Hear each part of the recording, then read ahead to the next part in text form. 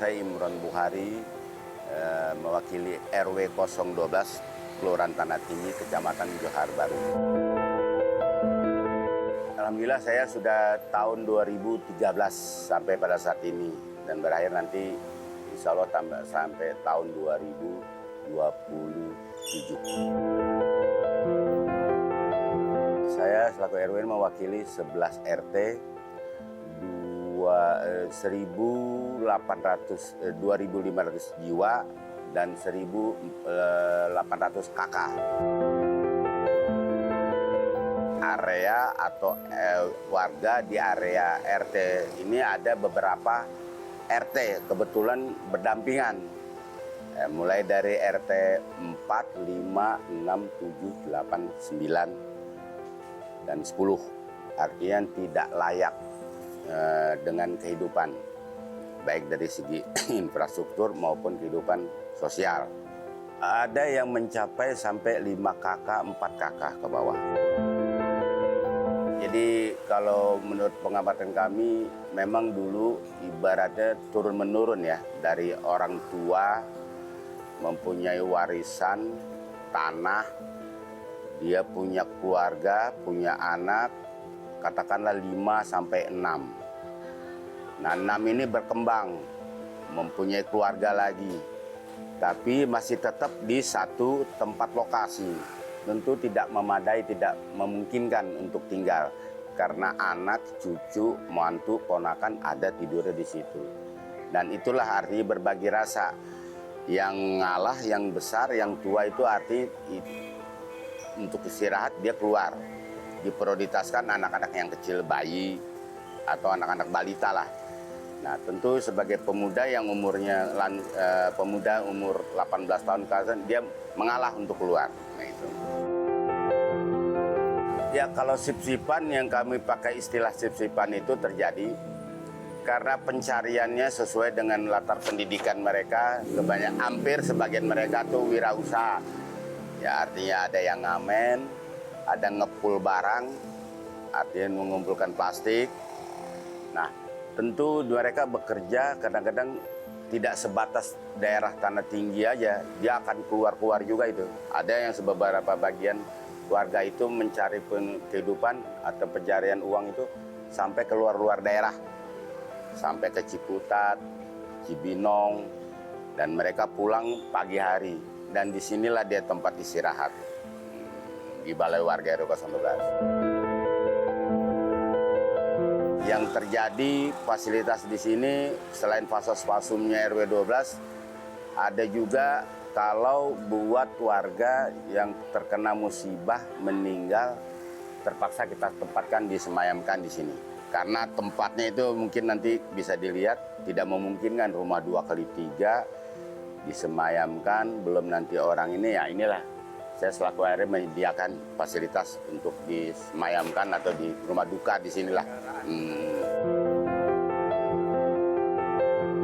Kebanyakan sih kalau untuk saya dapat inventarisir ya, arti data warga, hampir rata-rata warga kita di RW 12 itu ya ada yang menjadi SPG untuk anak-anaknya ya. Nah, begitu juga ada yang lansia, sebagian dengan wirausaha dan mata pencarian, yaitu apa yang bisa kemampuan dan tenaga fisik mereka. Contoh, kalau dia bekerja mencari bantuan untuk pembangunan, ibaratnya kuli lah. Nah, jadi semacam semeraut lah, apa aja yang bisa dilaksanakan. Pengulung juga. Tidak tertutup kemungkinan kalau menurut pendapat saya, memang ada di sinilah titik kumpulnya malah. Bukan melalui Pak RW atau RT, ya karena apa, itu hak mereka ya. Kalau saya pikir dari segi positifnya dia ikut-ikut demo, entah bagaimana, saya rasa agak positif juga daripada dia mengumpulkan plastik sekilo 2 kilo 3.000. Nah, terus terang aja itu bukan rahasia umum. Kalau dengan demo bisa dapat 50-60, nah itu cuman kasih motivasi lah, agak lumayan. Nah, itulah yang biasanya dilakukan oleh warga, sebagian warga RW 012.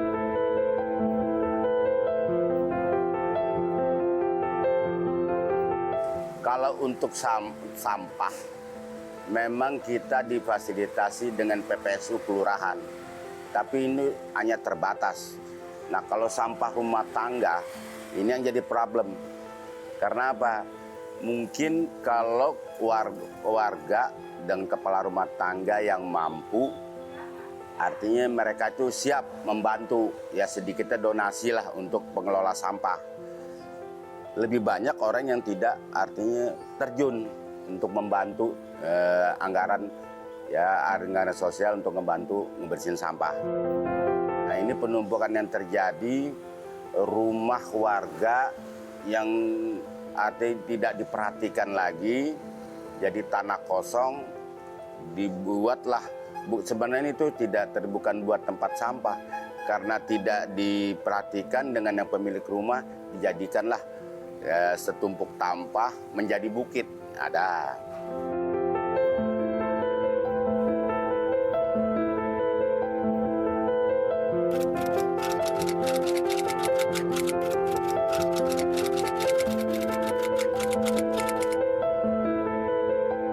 Ibu siapa dan Mbak siapa? Ibu siapa?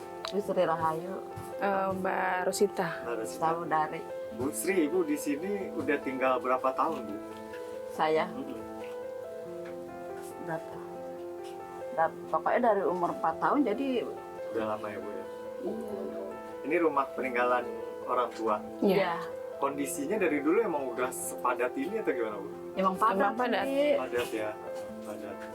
Terus Ibu punya anak, semuanya tinggal di sini juga ya. Ada berapa orang, Mbak, yang tinggal di rumah ini, Mbak? Ada 6 orang. 6 orang siapa? Iya. Ibu saya, suami saya, anak saya 2, sama adik saya.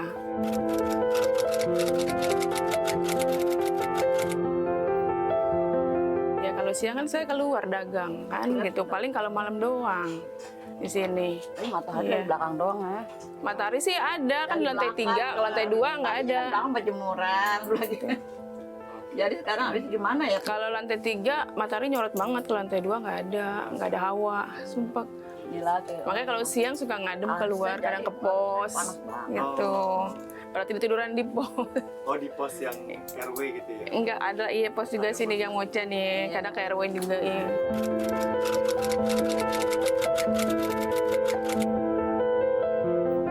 Pernah sih tinggal di tempat mertua di Keramat Jaya, tapi nggak lama.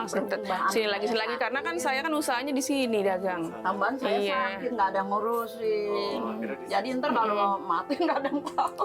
Oh, akhirnya Jadi pulang. kan yang anak yang bontot di kampung ikut itu Suaminya. mertuanya.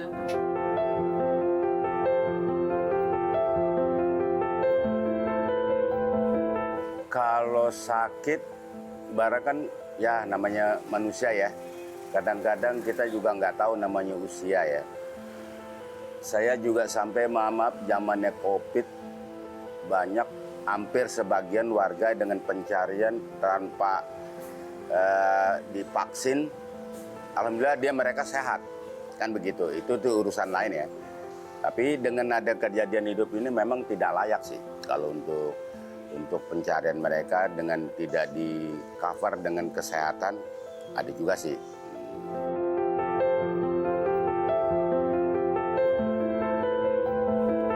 Saya selaku RW, ya namanya manusia, ya namanya pergaulan ya. Ada juga sih yang terpengaruh, ada juga yang tidak terpengaruh. Artinya mereka tuh konsisten cari duit. Saya tidak munafik, tidak menutupi, memang ada juga beberapa. Itu mungkin sesuai dengan perkembangan, artinya kedewasaan mereka ya, terpengaruh, kurang kontrol diri, ada juga. Bahkan sampai ada warga kami, artinya dia sampai terjaring dengan operasi justisi, Satpol PP, karena ya ada peraturan. Nah akhirnya saya selaku RT RW mencoba lagi, artinya dia dapat ditangkap dengan Satpol PP. Ada juga yang begitu, termasuk yang tawuran juga ada. Cuma kalau bagi saya tentu pertama kehidupannya, faktor ekonomi. Mungkin kalau menurut saya kalau diawali ada penghasilan atau ada pekerjaan yang tetap, bagi mereka tuh mungkin agak sedikit termotivasi.